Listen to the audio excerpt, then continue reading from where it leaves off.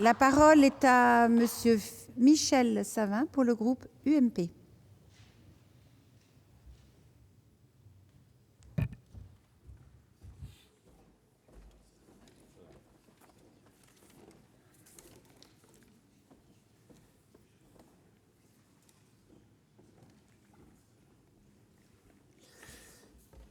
Madame la présidente, monsieur le ministre, madame la présidente de la commission, messieurs les rapporteurs, chers collègues, à l'heure où les inégalités sociales n'ont cesse de dresser des barrières entre les individus, la capacité du sport à rassembler les Français ne doit pas être sous-estimée.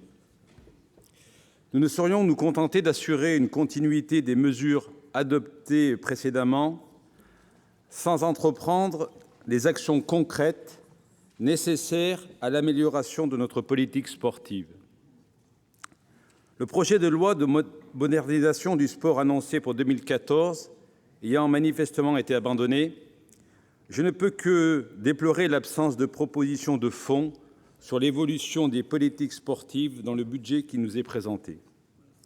Je prendrai en exemple 3 axes qui aurait mérité, à mon sens, un engagement plus volontaire de l'État. Le premier est la lutte contre le dopage, qui ne fait l'objet d'aucune nouvelle disposition dans le projet de budget, alors même que le nombre de contrôles a diminué et risque de diminuer encore de 10 à 15 %. L'irréprochabilité des sportifs est pourtant une condition indispensable de toute compétition équitable et saine. La France s'est longtemps montrée à la pointe sur ce sujet. Le rapport d'information rendu à l'été 2013 par notre collègue Jean-Jacques Lozach avançait 60 propositions pour le renforcement de la lutte contre le dopage. Ce rapport aurait pu servir de support à une réflexion sur ce sujet et aboutir au renforcement des dispositifs existants pour 2015. Rien de tout cela. Autre exemple, la baisse des crédits du CNDS, en particulier sur les subventions d'équipement, qui va priver les projets des collectivités d'environ un quart des aides de l'État qui leur a été allouées. Dans le contexte actuel de réduction des dotations aux collectivités territoriales, cette mesure signifie qu'une charge supplémentaire pèsera sur celles-ci. Elles devront en effet compenser ce désengagement étatique, notamment pour la nécessaire rénovation et la construction de nombreux équipements sportifs. L'Association nationale des élus en charge du sport a déjà exprimé son opposition à cette mesure, rappelant la contribution apportée par le CNDS au soutien des investissements nécessaires à l'aménagement sportif du territoire. La réduction des inégalités d'accès à la pratique sportive, mission du CNDS, renforcée depuis les conclusions du rapport Mobilin, ne pourra être obtenue sans la mise en place de l'entretien d'équipements fonctionnels et accessibles. Le budget présenté par le Gouvernement ne permettra pas d'atteindre cet objectif d'égalité, les collectivités n'étant pas en mesure d'assurer seules le financement de ces infrastructures. Par ailleurs, la baisse des subventions de l'État pousse les fédérations qui le peuvent à s'appuyer davantage sur leurs partenaires privés. Or, nous le savons bien, la grande majorité de ces fédérations ne peuvent compter ni sur de tels partenaires, ni sur le reversement des droits de retransmission télévisée, faute d'équipements susceptibles d'accueillir de grands événements. Alors, Monsieur le ministre, face à la difficulté pour les collectivités locales de financer ou de rénover leurs infrastructures sportives, la rentabilité économique des fédérations, entités à but non lucratif, est donc extrêmement difficile à assurer.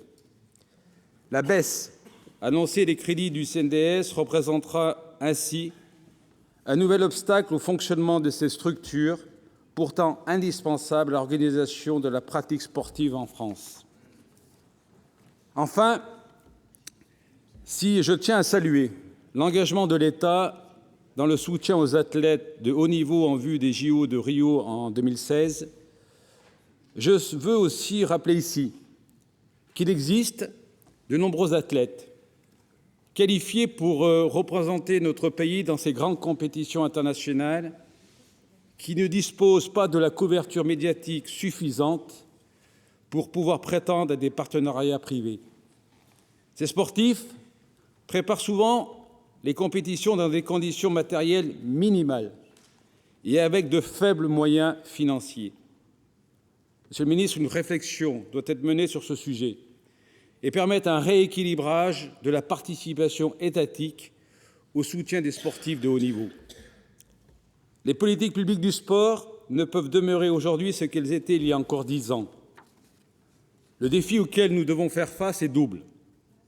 Continuer à renforcer le lien social par le sport, avec une réduction des inégalités dans l'accès à la pratique sportive, et élaborer un nouveau modèle économique pour le sport professionnel, source de dépenses importantes pour les collectivités territoriales.